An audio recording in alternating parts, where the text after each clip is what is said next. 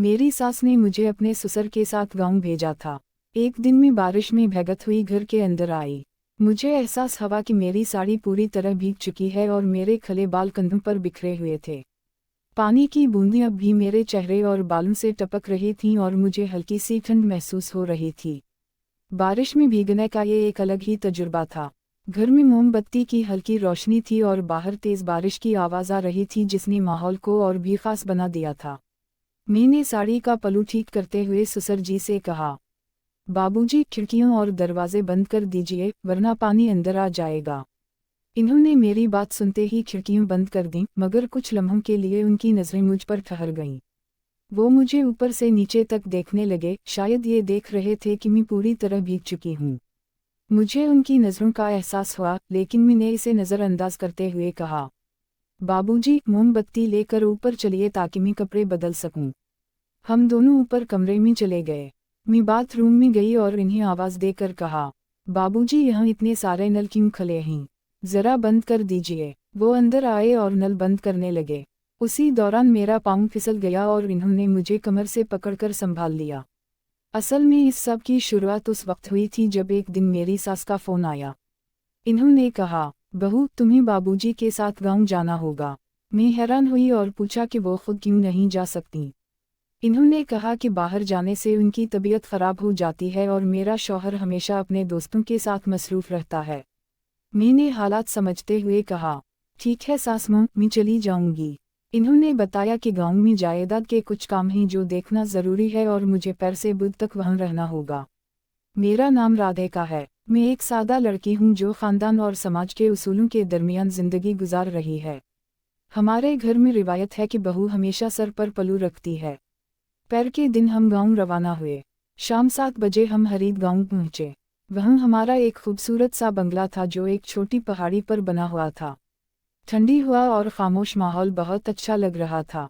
गांव में हमारे कुछ रिश्तेदार भी रहते थे, इसलिए इस रात हमें खाने पर बुलाया गया। इस तरह पहला दिन गुजर गया। अगले दिन ससुर जी अपने काम के लिए निकल गए और मैं घर के कामों में मसरूफ़ रही। शाम को फिर हम रिश्तेदारों के घर गए और खाना खाया।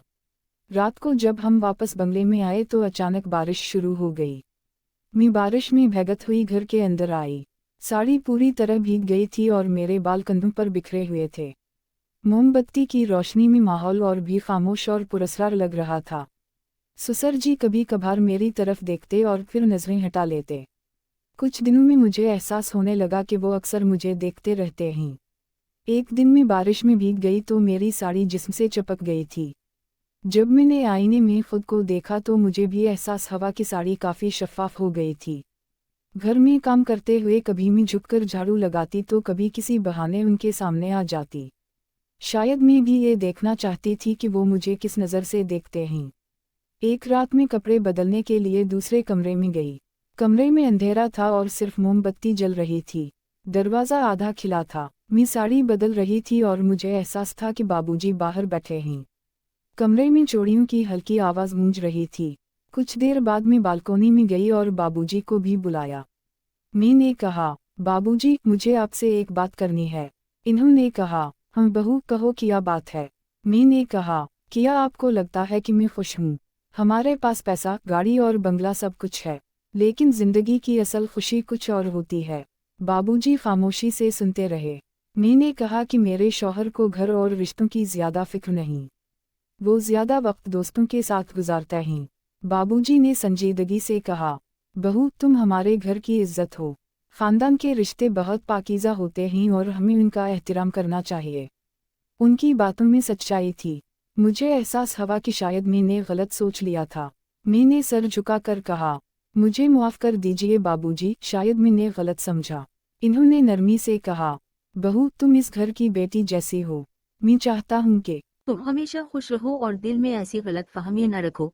इस लम्हे मुझे एहसास हुआ कि बाज़ औक़ात हमारी अपनी सोच ही हमें गलत फहमी में डाल देती है।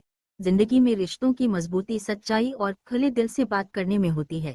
जब हम अपनी बात साफ तौर पर कह देते हैं तो गलत फहमियां ख़त्म हो जाती हैं और रिश्ते मजबूत हो जाते हैं। अगर हम अपने दिल की बात छुपा लें तो दूसरे लोग हमें सही तरह समझ नहीं पाते और रिश्तों में दूरी आ जाती है। इसलिए ज़रूरी है कि हम एक दूसरे से ईमानदारी से बात करें और एतमाद को कायम रखें। दोस्तों, ये थी आज की हमारी कहानी। अगर आपको ये कहानी पसंद आई हो तो कमेंट करके ज़रूर बताएं, लाइक करें और अपने दोस्तों के साथ शेयर करें। ऐसी मज़ीद दिलचस्प कहानियों के लिए हमारे चैनल को सब्सक्राइब करें और बेल आइकन दबाना न भूलें। शुक्रिया।